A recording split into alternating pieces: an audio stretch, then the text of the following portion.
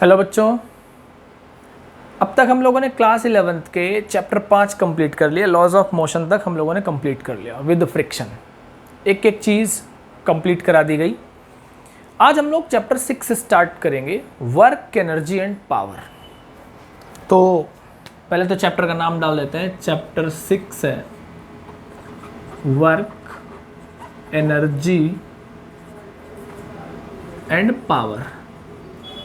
Chapter 5 तक की playlist सारी चैनल पर डाल दी गई है। आप कोई भी टॉपिक सर्च कर सकते हो या आप डायरेक्ट चैनल पे जाके प्लेलिस्ट पे जाओ कि इस चैप्टर के 5-6 लेक्चर, किसी में 9 लेक्चर काइनेमेटिक्स जैसे काफ़ी बड़ा था। लॉज ऑफ मोशन को हम लोगों ने 6 लेक्चर में कंप्लीट किया विद फ्रिक्शन। सारा कुछ कंप्लीट कर दिया है। तो आप टॉपिक का नाम लिख के, जैसे फ्रिक्शन है, बाय BK शुक्ला सर या NLF एजुकेशन पे जाके देख सकते हो, वहाँ पे आपको सारा मिल जाएगा। आज हम लोग चैप्टर 6 स्टार्ट करेंगे, work, energy and power. Chapter सुना है, केवल वर्क पढ़ाऊंगा आज, बस काम का काम खत्म किया जाएगा। इंपॉर्टेंट भी मिलेगा, इजी भी मिलेगा, सुना भी मिलेगा। तो चलो सबसे पहले वर्क डिस्कस करते हैं। जैसा कि आज मैंने बताया आपको केवल वर्क पढ़ाऊंगा। तो वर्क क्या होता है, किसे कहते हो? काम तो सब करते हो। बेसिकली वर्क, अगर मैं साइंटिफिकली पूछूं कि वर्क होता क्या है, तो आप ये बताते हो कि किसी ऑब्जेक्ट में फोर्स लगाया जाए और वो फोर्स की डायरेक्शन में थोड़ा बहुत डिस्प्लेस हो जाए, तो हम कहेंगे वर्क इज डन। कॉन्सेप्ट समझो। किसी भी ऑब्जेक्ट में आपने क्या किया, फोर्स लगाया और वो फोर्स की डायरेक्शन में थोड़ा सा मूव हो गया, थोड़ा सा ज़्यादा, मतलब डिस्प्लेसमेंट मिल गया, then it is said to be work is done. ठीक है। अच्छा, वर्क इज डन। तो काम करने के लिए दो चीज़ें चाहिए। एक क्या चाहिए? एक तो चाहिए फोर्स और दूसरा क्या चाहिए? डिस्प्लेसमेंट। वर्क होने के लिए आपको दो चीज़ों की सबसे ज़्यादा ज़रूरत पड़ती है। एक हमें चाहिए फोर्स और दूसरा चाहिए डिस्प्लेसमेंट। ठीक है। अगर ये दो चीज़ें मिल जाती हैं तो हमारे पास क्या होगा? वर्क होगा। तो अगर मैं देखूं, वर्क को मैं मेजरमेंट में लाऊं, तो वर्क को मैं लिख सकता हूं फोर्स इनटू डिस्प्लेसमेंट। ठीक, फोर्स इनटू डिस्प्लेसमेंट या W equal F into S अगर डिस्प्लेसमेंट है तो। ये बेसिक बातें हैं, इनको तुम जानते हो अच्छी तरीके से। ये मेजरमेंट ऑफ वर्क है, work done bye constant force की बात कर रहा हूं मैं अभी, कि जब कांस्टेंट फोर्स लग रहा है। कांस्टेंट फोर्स समझ रहे हो? कांस्टेंट की 5 न्यूटन का लगा दिया तो पूरे के पूरे 5 न्यूटन का लगा दिया।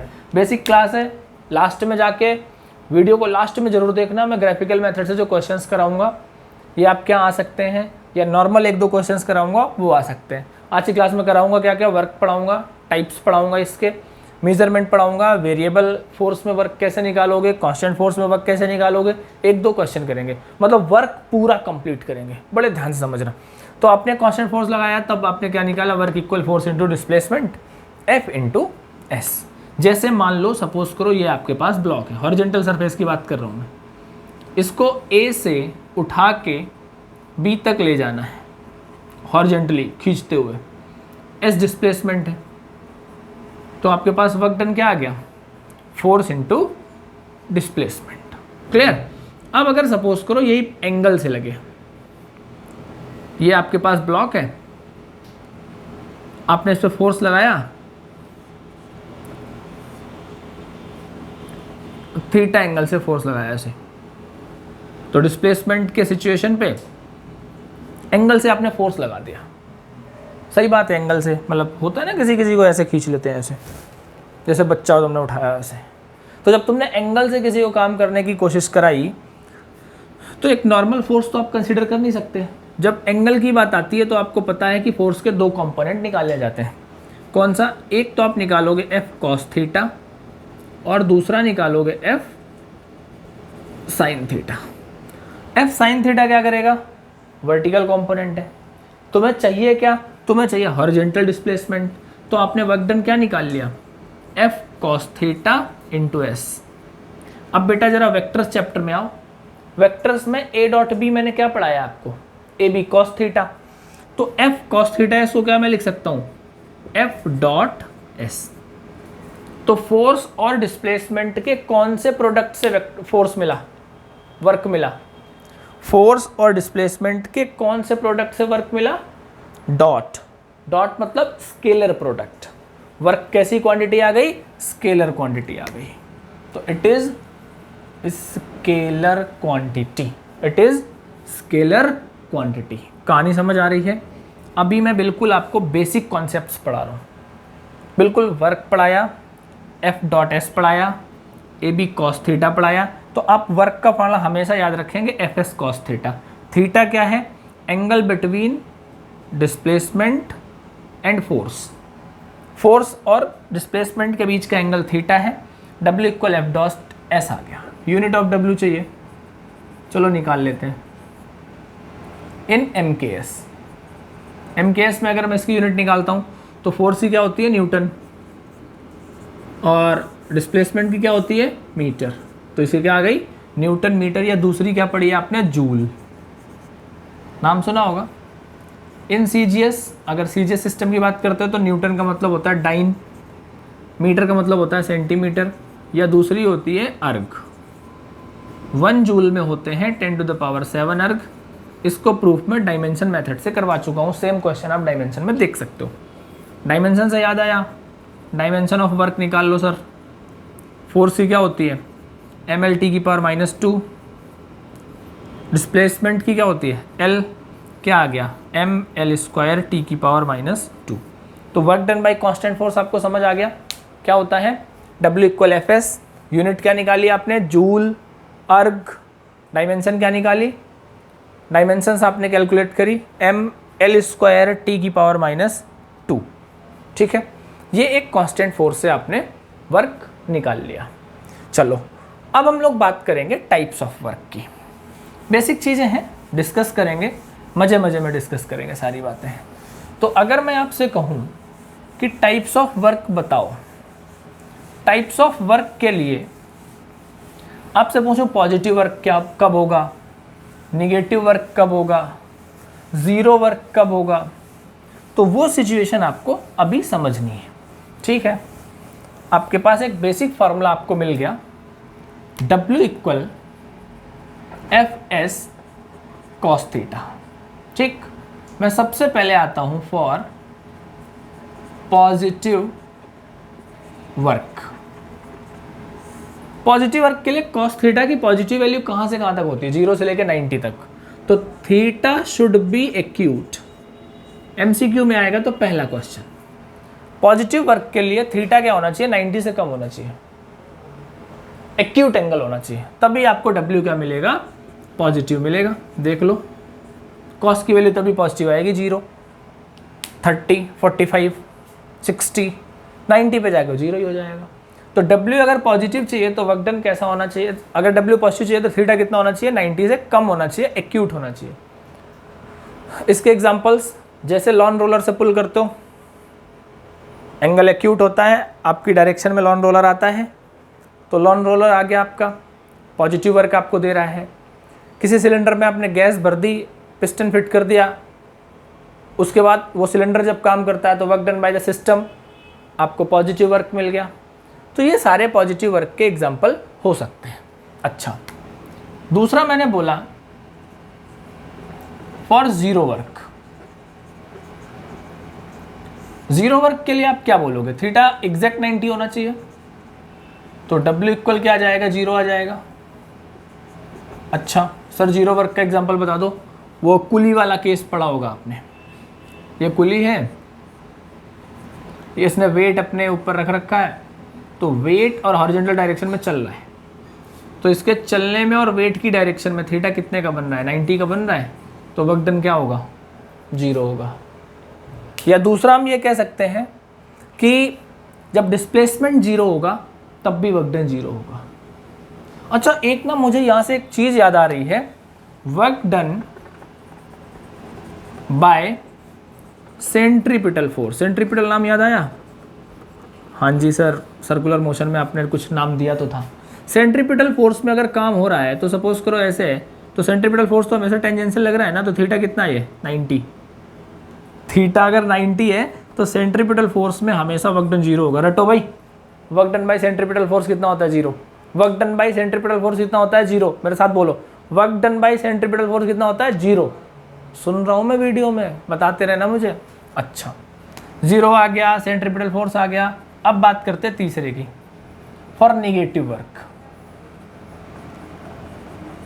निगेटिव का मतलब क्या है? थीटा 90 से ज़्यादा होना चाहिए, तो थीटा इज एब्सोल्यूट कितना होना चाहिए? ऑब्ट्यूज होना चाहिए, मतलब 90 से ज़्यादा होना चाहिए, इतना लिखो सीधा। 90 से ज़्यादा होना चाहिए, ऑब्ट्यूज होना चाहिए। आपने सीधा बोला थीटा क्या होना चाहिए? ऑब्ट्यूज होना चाहिए। तो आपको W क्या मिलेगा? कॉस की वैल्यू 90 से प्लस करते हो तो निगेटिव आ जाता है। निगेटिव वर्क के एग्जांपल्स बता दो भाई। किसी भी थीटा है, आपने फोर्स लगाया, डिस्प्लेसमेंट थोड़ा सा अपोजिट डायरेक्शन में मिल गया, तो वो सारे क्या आ जाते हैं? निगेटिव। जैसे आपने बॉडी को ऊपर फेंका तो ग्रेविटी निगेटिव है ना, तो निगेटिव आ गया। मुझे ना निगेटिव वर्क से एक कहानी से याद आती है।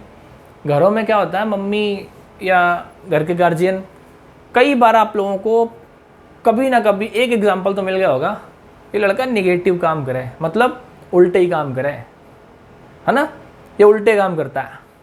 तो उल्टा काम यार आज तक मैं समझ नहीं पाया। उल्टा काम का मतलब तुम पढ़ो फेल हो जाओ, या चाय बनाई, चाय में चीनी की जगह नमक डल गया। अब ये लड़की उल्टे ही काम करती है। उल्टे काम का मतलब है जिस डायरेक्शन में फोर्स लगाया उसके अपोजिट डिस्प्लेसमेंट मिले। बेसिक एग्जांपल है, लिख के मत आना लेकिन दिमाग में सेट कर लेना। वो समझते हो मधुमक्खी, उनका छत्ता लगा हुआ है शहद वाली, अब जाके तो उसमें फोर्स लगा दो, क्या होगा? मैं सोच रहा था एक बार मेरे साथ हो भी चुका है, मैं गाँव में था। तो मधुमक्खी के छत्ते में मैं फोर्स लगाऊंगा तो मधुमक्खियां किधर उड़ेंगी? अपोजिट डायरेक्शन में। डिस्प्लेसमेंट किधर मिला? अपोजिट डायरेक्शन में।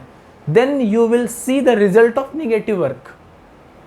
जो चेहरा है ना, अपने आप 2 इंच हर जगह से स्पेस बढ़ जाएगा। ये निगेटिव वर्क है। खैर चलो, positive work, zero work, negative work, centripetal force. यार ये मुझे अच्छा लग गया, 1 नंबर का मुझे दिख रहा है कि यार यहाँ से फंस सकता है कि अगर सेंट्रीपिटल फोर्स आपका काम करता है तो वर्क डन कितना होगा? 0 होगा।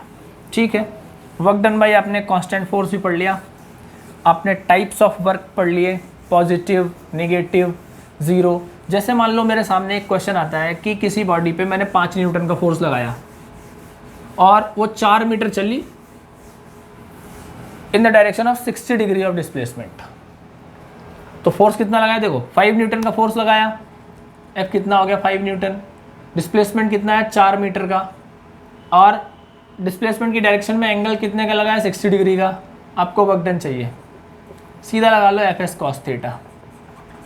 एफ एस कॉस थीटा लिया, 5 इंटू 4 इंटू कॉस 60, 20 कॉस 60 कितना होता है? हाफ, आ गया 10 जूल। W आ गया। ये बेसिक क्वेश्चन है कांस्टेंट फोर्स के, इससे अलावा क्वेश्चन नहीं फंसेंगे। कांस्टेंट फोर्स के आपको फोर्स दे देगा, डिस्प्लेसमेंट दे देगा, थीटा दे देगा, बोलेगा W निकाल लो, तो W आप सीधा सीधा निकाल लोगे। ठीक है, कांस्टेंट फोर्स तक आपने काम कर लिया। अब हमें क्या करना है? अब हमें निकालना है वेरिएबल फोर्स। तो work done by variable force हम कैलकुलेट करते हैं। Work done by variable force. Variable force समझते हो? कभी कम कभी ज़्यादा, चाटा मारो किसी पे, तेज मारो किसी पे, धीमे मारो, कह दो काम बताओ। अबे ऐसे कैसे निकाल लें हम काम? मतलब तुम कुछ भी कहोगे, फिजिक्स वाले हैं तो कहीं से भी वर्क डन निकाल लेंगे, तो निकालते हैं चलो। अच्छा, वर्क क्या होता है? फोर्स इंटू डिस्प्लेसमेंट, और ज़्यादातर मल्टीप्लाई करके क्या मिलता है? एरिया। ठीक है, देखो जैसे सपोज करो ये आपके पास एक वैल्यू है, इधर आप डिस्प्लेसमेंट ले लो एक्स एक्सिस में, और वाई एक्सिस में आप क्या करो? फोर्स ले लो। ठीक है, मान लो ये आपका एरिया कवर हुआ, सपोज करो ए से बी तक, ये आपका S1 है, ये S2 है। स्मॉल स्ट्रिप ले लो, ये dx का काम करो, थोड़ा कैलकुलस की फॉर्म भी समझा दो। स्मॉल स्ट्रिप ले लिया dx। तो क्या वर्क फिगर के मल्टीप्लाई से मिलता है? मिलना चाहिए नहीं, इसकी मल्टीप्लाई करोगे तो क्या आना चाहिए? Length into breadth, force into displacement, क्या होता है? वर्क। तो वर्क इक्वल अगर होता है F इंटू एस, तो मैं ये कहूँगा, ये लिखा हुआ है एरिया, कौन सा, ABS2S1 पूरे का। अगर कैलकुलस की फॉर्म में देना चाहते हो तो वर्क डन आएगा आपका S1 लिमिट से S2 limit F dot dx, calculus की फॉर्म में। अगर आपका F जो है वो डिस्टेंस के वेरिएबल में गिवन है, कहानी अच्छी है, अभी मैं क्वेश्चंस कराऊंगा तब आप समझ पाओगे। W इक्वल एरिया ABS2S1, या आप कैलकुलस की फॉर्म में जाओगे तो S1 से S2 में लोअर लिमिट से लेके upper limit force into displacement, ये work done by variable force है। तो अगर वेरिएबल फोर्स से आप वर्क डन निकालते हो तो ये कॉन्सेप्ट आएगा। ठीक है, एक आधे क्वेश्चन उठाते हैं तब तुमको समझ आएगा और अच्छे से। मान लो आपको क्वेश्चन दे रहा है, ये मेरे पास एक बुक है, मैं उससे एक क्वेश्चन उठाता हूँ। A body moves from point A to B under the force, ठीक है, A से B तक आ रही है under the force F is in newton, distance x in metre, calculate the work done. आपके पास ये एक ग्राफ गिवन है, सीधा मैंने क्वेश्चन उठाया, ये x है, जैसा ग्राफ बना हुआ है वैसे बना देता हूँ मैं। ये F है न्यूटन में, x है मीटर में। 2 4 6 8 10, 2 है, 4 है, 6 है, 8 है, 10 है, ठीक। 1 2 3 4, 1 2 3 4, 2 ये सीधी लाइन है, 2 ऐसे है, फिर 6 कहाँ गया है, 4 पे गया है, ये है, फिर ये 3 पे आया है, और ये ऐसे। ये आपके पास एक डायग्राम है, कह रहा है कि इस डायग्राम में वर्क डन बताओ। ये पॉइंट्स गिवन है A B P Q R, ये पॉइंट्स हैं। बेटा ध्यान दो, कह रहा है इस डायग्राम में वर्क डन बताओ। वर्क डन क्या आता है, एरिया ऑफ द ग्राफ। तो पूरे ग्राफ का आप क्या करोगे, एरिया निकाल दोगे। तो अगर मैं वर्क डन निकालने जाता हूँ, टोटल वर्क डन, तो WAP plus WPQ plus WQR plus WRB, ये क्या है, एक रेक्टेंगल है, तो इसका एरिया फोर्स कितना है, 2, ठीक है। डिस्टेंस कितनी है, 4 माइनस 2, भाई 4 में 2 माइनस किया ना, प्लस WPQ निकालो। ये, अरे यार ये तो मुझे ट्रेपेजियम सा लग रहा है अगर मैं देखूं तो ट्रेपेजियम क्या होता है, half sum of parallel sides. तो ये कितना है, 2 और वो कितना, 4, 2 प्लस 4 इंटू हाइट, हाइट कितना हुआ, ये 6 माइनस 4, ये हो गया, ये हो गया। WQR निकालो, ये भी तो वही लग रहा है।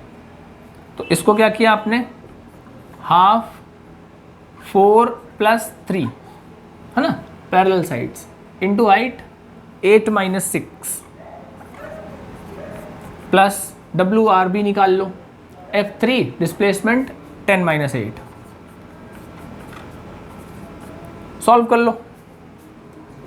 2 दूनी 4, ठीक है, ये 4 तो 6 होते हैं, ये 6 में 4 गए 2, इस 2 से कट गया, कितना बचा, 6 बचा। यहाँ 2 बचे, इस 2 से कट गया, 4 3 7 आया, प्लस 2 3 6 आ गया, कितना हो गया ये, 6 4 10, 7 17 6 23, 23 जूल आंसर आ गया। बेटा अब कुछ work done by variable force आपको समझ आया होगा। कभी भी ग्राफ होगा, आप क्या करोगे, ग्राफ का टोटल एरिया निकालोगे। एक क्वेश्चन मेरे पास और है, मैं एक क्वेश्चन आपके सामने यहीं करवाता हूँ।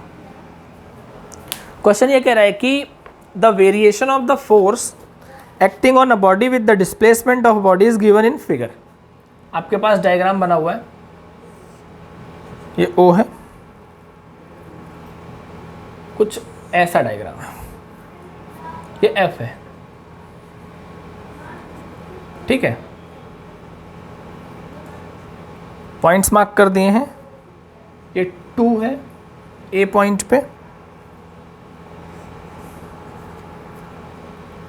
ये बी पॉइंट, यहाँ भी 2 लिखा है, ये डी पॉइंट है, ये सी पॉइंट है, यहाँ 4 लिखा है, और ये भी आपका 4 है। अच्छा, अब आपसे क्या कह रहा है, calculate the work done by the force in the interval. First interval क्या दिया हुआ है, 0 से x2 मीटर। दूसरा कह रहा है 2 मीटर से x4 मीटर। चलो काम करते हैं। कहाँ से कहाँ तक दिया हुआ है, 2 से 4,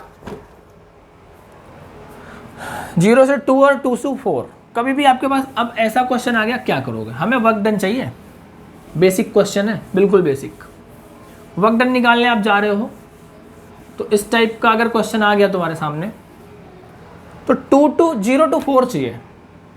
0 to 4 कौन सा एरिया बनेगा, ये वाला OAB। पहला निकालते हैं, in the interval 0 to 2 metre. 0 से 2 मीटर में वर्क डन चाहिए, तो work done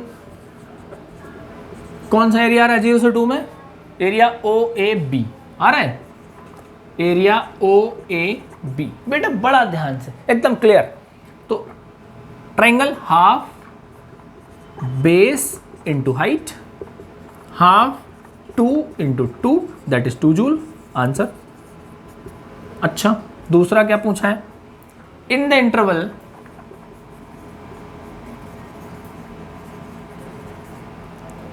2 metre to x4 metre. 2 से 4, 2 से 4 ये है, क्या करें, नीचे की तरफ है, निगेटिव पॉजिटिव, निगेटिव वर्क होगा क्योंकि नीचे की तरफ है। तो W में बेटा पहले ही माइनस मार लो, निगेटिव वर्क है। एरिया BDC, माइनस का एरिया BDC क्या आया, minus half base 4 minus 2, height 4, 4 में 2 चले गए, 2 बचे, माइनस का 4 जूल, आंसर। तो बेटा ये तो रहा वर्क। बेसिक क्लास थी, मज़ा आया होगा, बिल्कुल देसी था। नेक्स्ट क्लास में एनर्जी करेंगे, फिर पावर करेंगे, फिर कोलिजन करेंगे। 4 से 5 क्लासेस में चैप्टर को कंप्लीट करेंगे। आज की क्लास कंप्लीट वर्क की है, इसको समझ लेना, नेक्स्ट क्लास में फ़ायदा मिलेगा। ओके बेटा, थैंक यू।